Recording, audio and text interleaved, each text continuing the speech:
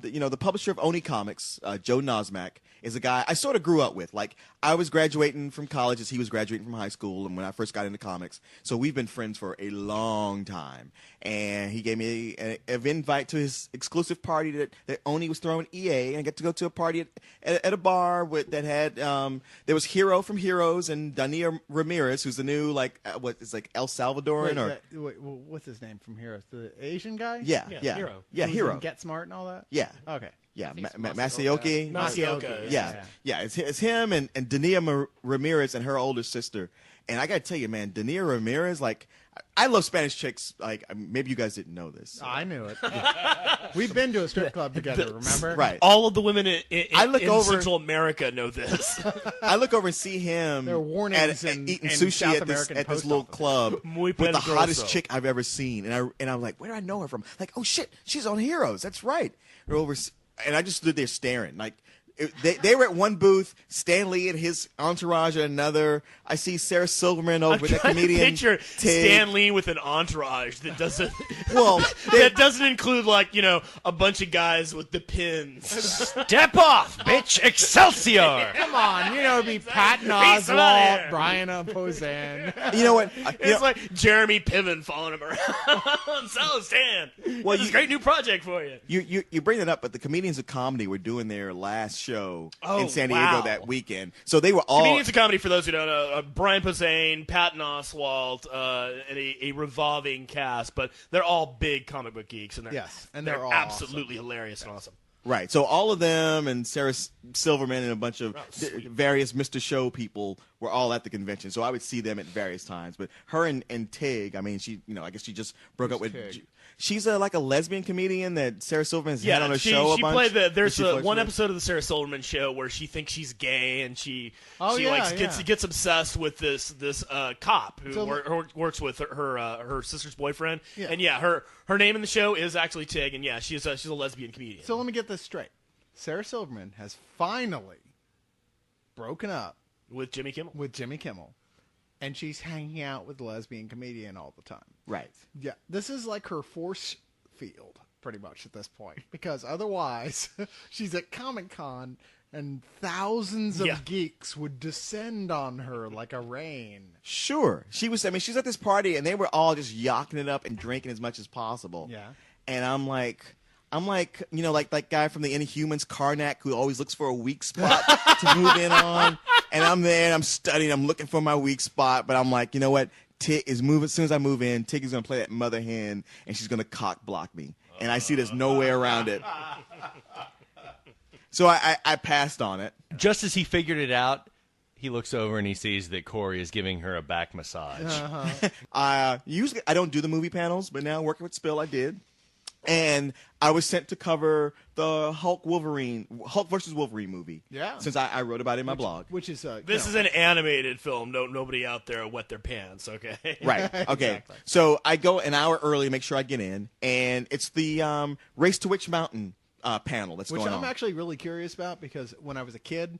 Sure, we all. It's one of those when we were kids. Haven't checked it out recently. Yeah, no, we have. I said when I was a kid. Yeah. Everybody who saw it as a kid loved it, and then saw it later as an adult and went, "Oh my God, this is garbage." Well, partially because it's badly directed, it's badly written, it's badly acted. But whoever came up with the story, right on. Is Eddie Albert in that? Yes, he was. It was Betty Davis. And now The Rock is playing the Eddie Albert role. Because actually, he's not. When I think of who would I cast in a Green Acres remake. I know The Rock.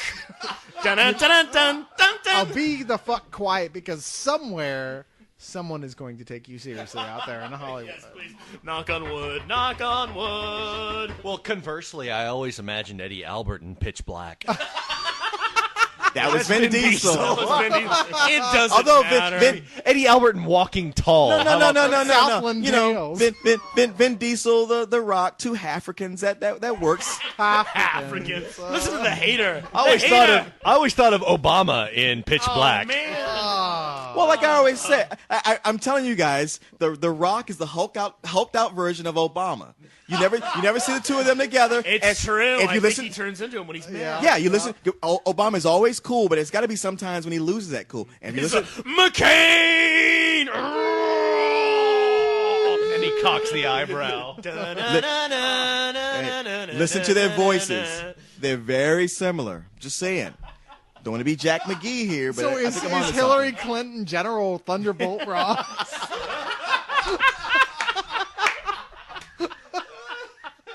Anyway, take it, Leon. Okay. All right. So back to Race to Witch Mountain, not to be confused with Escape to Witch's Mountain, because they're making it clear that The Rock is not playing Eddie Albert. Or Return to Witch Mountain. Yeah, he's some kind of agent, and they're all talking it up, and I'm like not paying attention at first because I'm not there for that.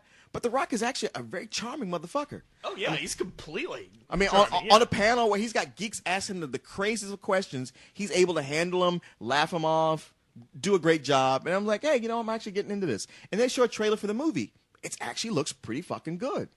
I'm like, right on. I hate to say it, but I have been waiting and waiting for a good Rock movie. And I'm not saying that. Boy, I'm waiting for the next good Rock movie. I'm waiting for a good Rock movie. Actually, the rundown was pretty goddamn good. Yeah, it was okay. They were showing that. I was actually at a bar last night, and they were showing that on the It's pretty fun. It pains me to say this, but the game plan, as much as it's like such a Disney movie, in that last 15 minutes, it got a tear out of me. It worked. I mean, I You're know such I'm a queen. the one guy who'll say it, but the best Mummy movie is The Scorpion That's King. true. That's true. Of all the Mummy movies, No, I am like, he constantly gets bandied about for playing either Shazam or Black Adam, and I'm like, dude, bring it on. I think that'd be cool. So, hopefully. Black Adam. Yeah, Great absolutely. choice for him. Yeah.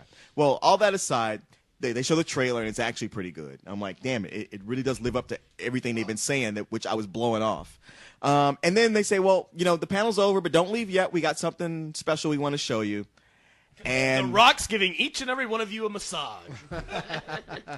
which would not have been as cool as what they actually showed, Wow. which was a trailer for Tron 2. Oh, yeah. Yeah. I gotta admit, I saw the bootleg for that. When I first heard that, Cyrus was telling me, obviously secondhand from Leon, and I kind of went, wow, that kind of sounds like a dismal idea. Then I saw the bootleg trailer, and I got wetter than the monsoon season. It's Wetter than something that's really wet. yeah. Well, I got wetter than something that's really wet. That's comedy for you, yeah, folks. so Thank you. I got wetter than a 16-year-old girl's panties at a Miley Cyrus concert. I'm sorry, I got wetter than a 16-year-old girl's at a Jonas Brothers concert. I'm really uncomfortable either way, but I think Tron 2 is I was like, okay, we'll see.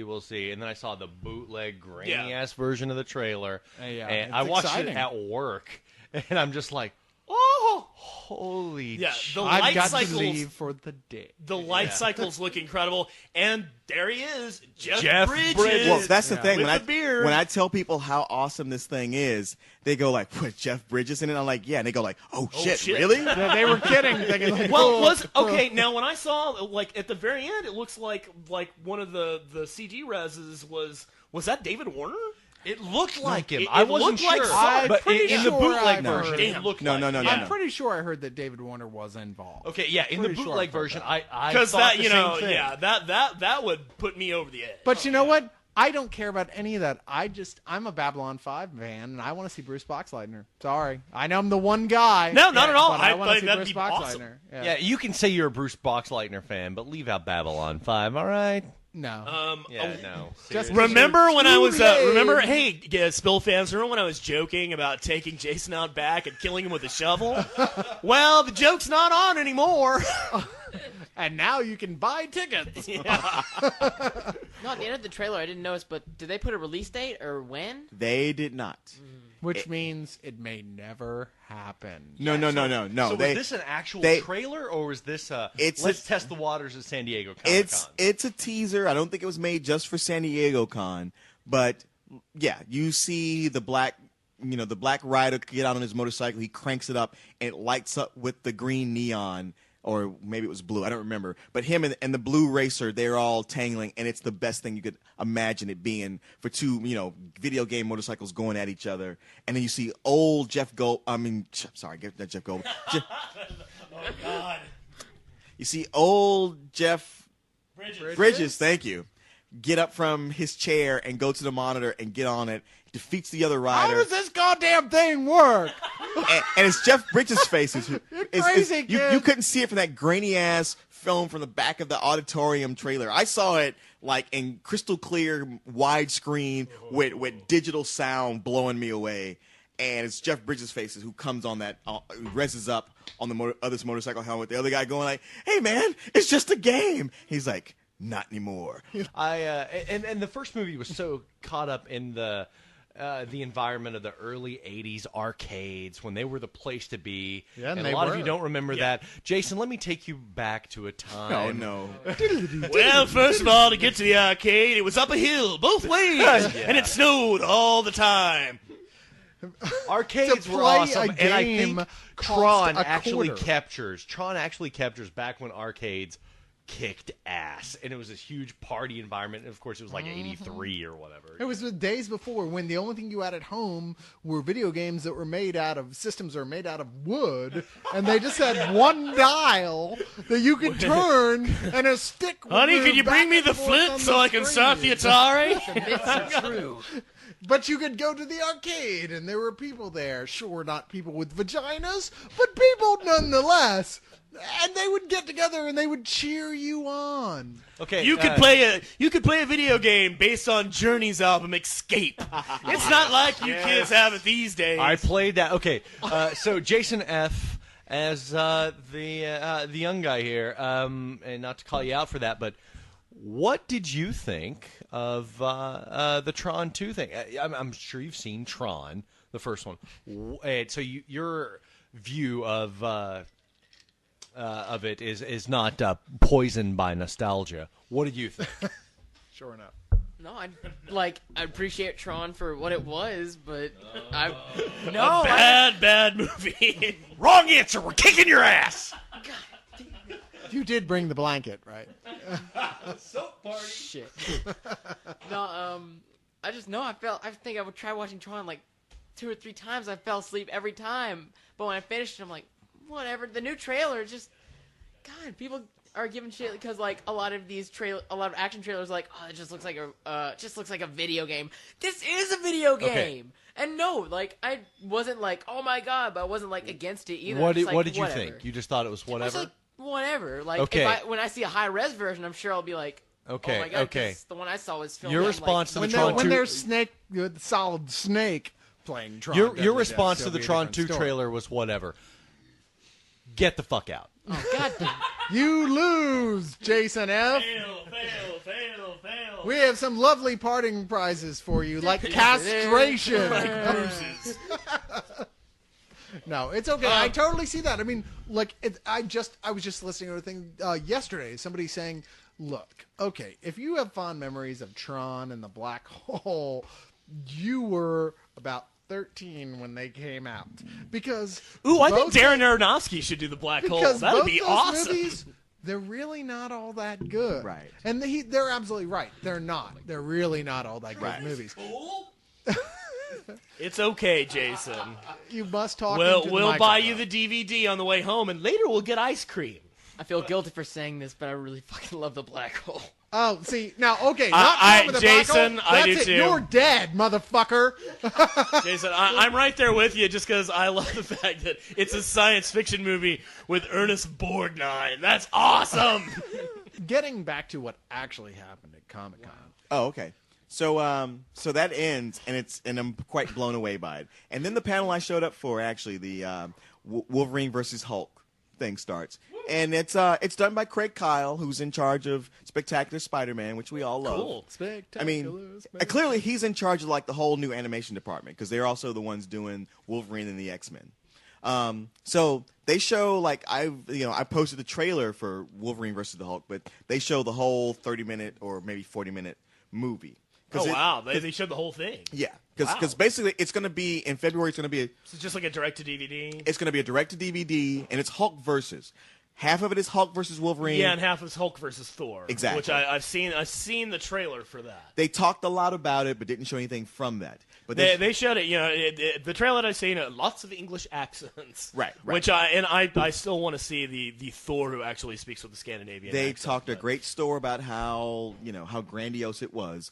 But then they showed Hulk versus Wolverine. Now, Hulk versus Wolverine is basically comprised of Hulk 181 when Hulk and Wolverine first met and had their fight, and then it goes into. So we're dealing with stupid Green Hulk here. Yes. Oh, yes, very much so. And then it goes into Weapon X. Yes. And then it comes back into like a conclusion where we have, what was the group of other mercenaries that work with Wolverine? That wasn't the Wolf Pack, was it? Yeah, I can't remember. It was, because it's all with those guys: Omega Red, Deadpool, and Lady Deathstrike. They're all like they kind of folded them all into the whole Weapons X project. Right. So, right. I can't remember if they kept their little code name or not. But. So basically, what you have here is like outside of Metalocalypse, it's one of the most violent American cartoons I've ever seen. Which is what you want from this. You got Wolverine versus the Hulk. It's Wolverine versus Hulk. Come on. There's lots of slashing. There's quite a few amputations that go on in it.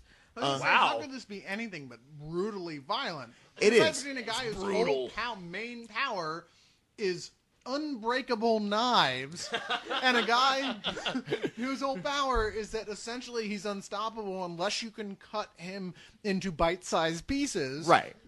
And it's plenty of times that Wolverine stabs him and cuts him up, and it's also plenty of times that he throws Wolverine several miles down the road, and he's all broken and has to heal up. And then once you bring in Deadpool, well, the thing is, the Lady Deathstrike gets her arms torn off once or twice, and Deadpool even gets his arm cut off.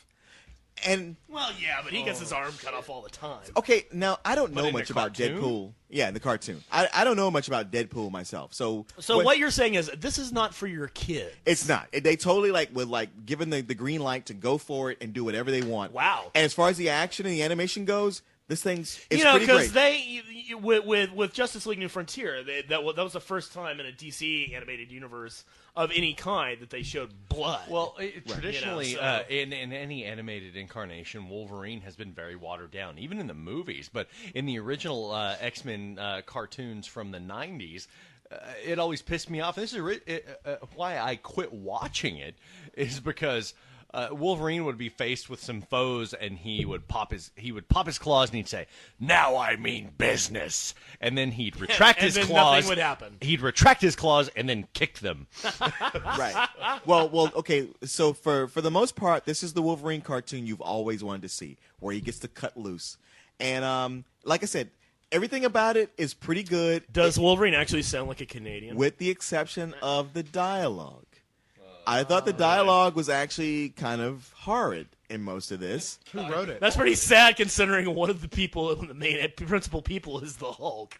Right. Well, here's the thing. Like on the panel, they had Craig Kyle, who's the animation supervisor, director Frank Power, who worked on a lot of the animated Batman series, especially in the first 2 or 3 seasons, and you had the voice actor who plays the Hulk, and they were all bragging on this guy who plays the Hulk. And actually, I think that guy's not very good. Yeah. He plays the dumb Hulk. And for anybody who's read Hulk, we've watched Hulk become, smart. Yeah. I mean, at one point, have all of Bruce Banner's faculties and be a genius. But even in Planet Hulk, where he's not a genius, he's still a fairly intelligent Hulk. And this guy's playing that 70s Hostess Twinkie ad, Hulk smash, Hulk. He's playing Hulk as a retard. And it's such a throwback.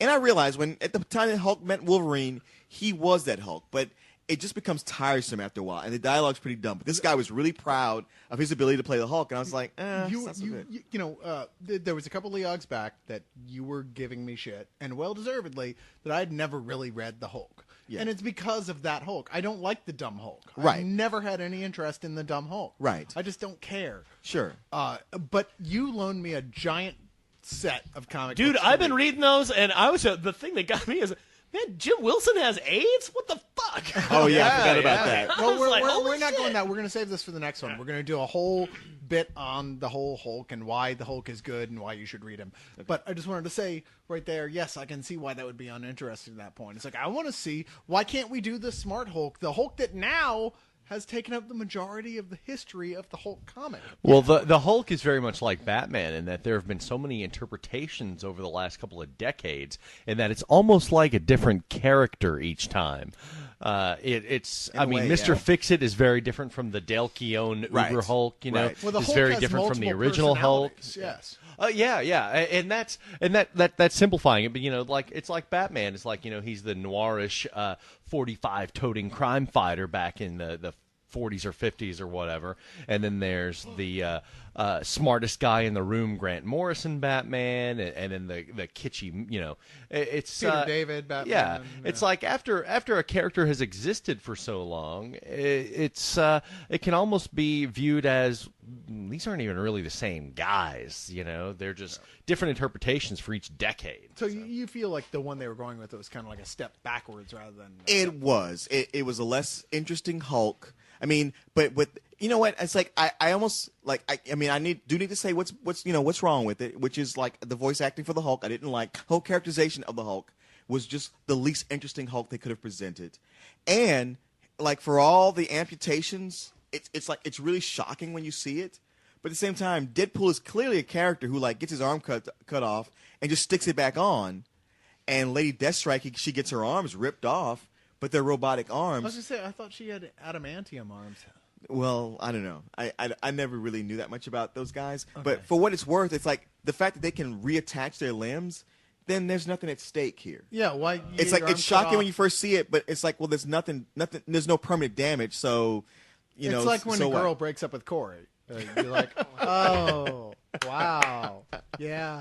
That led right out there. Or when Corey leaves his fake arm underneath. When Corey gets his robotic arm, he just detaches it and teleports out. Escape. What I can tell you is they do a great job of making Hulk a menacing force of nature. Like Wolverine, as much as he's fighting the Hulk, he's scared of him. And there's points when you hear the Hulk coming, and just Wolverine's reaction is like, oh, shit, I do not feel like dealing with this again. And you hear it, and it's like Fat Albert from the Buck contest. It's just like, oh, fuck, what's going to happen now? As one hooker said, hey, here comes the Hulk. Coming, it's going to be the last thing you hear. Right. So I can say, just based on only the Hulk versus Wolverine part, the movie's definitely worth watching.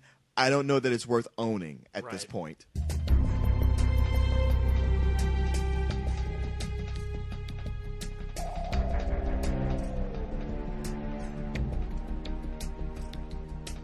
Deadpool asked a question last week, and we didn't answer it. And you know what? This is not acceptable, generally speaking, guys, to harass me because we didn't answer your question, because it's going to happen.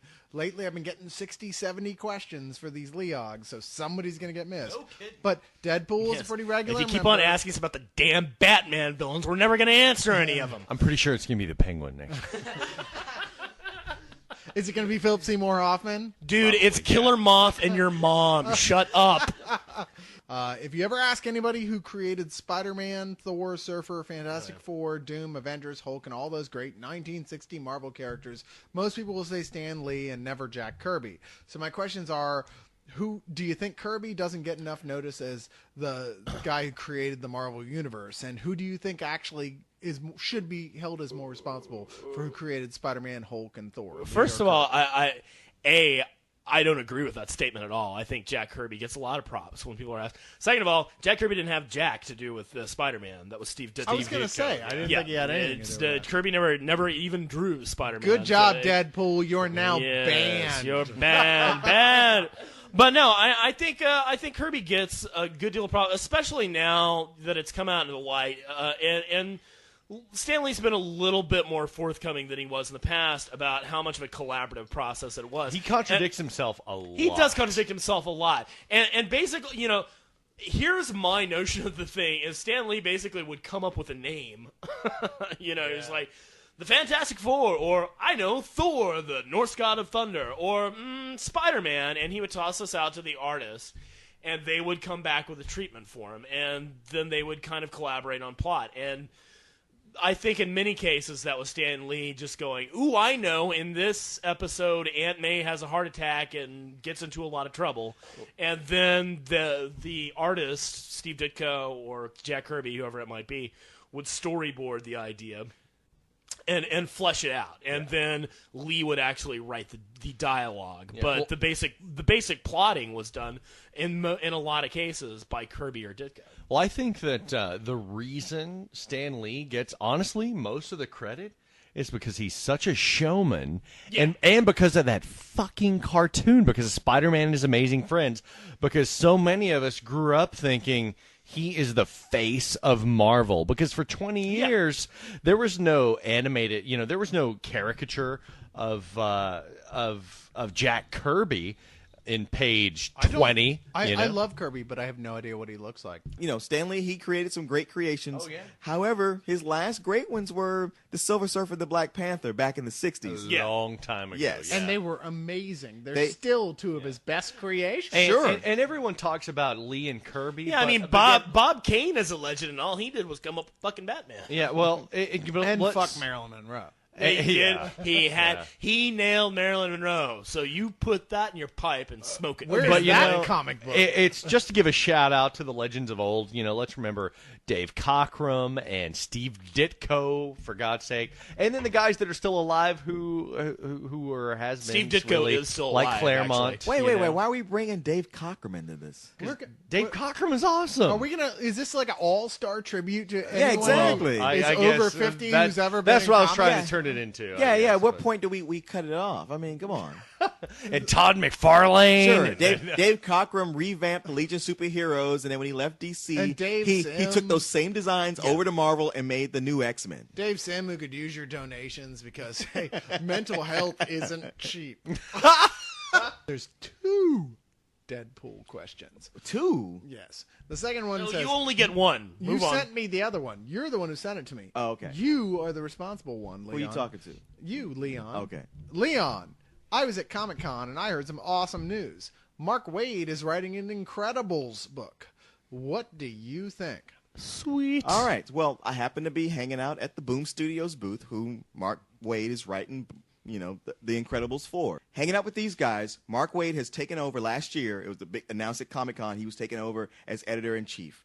Now, one of the new things at Boom is that they have the license to all the Pixar books. Wow. And Mark Waid himself is going to be writing The Incredibles. Now, it's one thing to say, hey, they're going to be making Incredibles comics. But you have Mark Waid writing The Incredibles. And The Incredibles, if nothing else, a disguised Fantastic Four book. And Mark Waid has written some of the greatest Fantastic Four comics ever created. Amen. So there is nobody who I think would be a better choice to write The Incredibles than Mark Waid. I had no idea that he was... I'd never heard the name before any of this. You never heard of Mark Waid before? I'm not as much of a comic guy as you guys are. Shit, dude. Yeah. Mark Waid wrote... He's one of the big ones. Flash. I'm trying. He wrote Kingdom Come. Does that mean anything to you? He wrote Kingdom Come. Yeah. He's one of the greatest prolific comics writers of all time. And seriously, I am not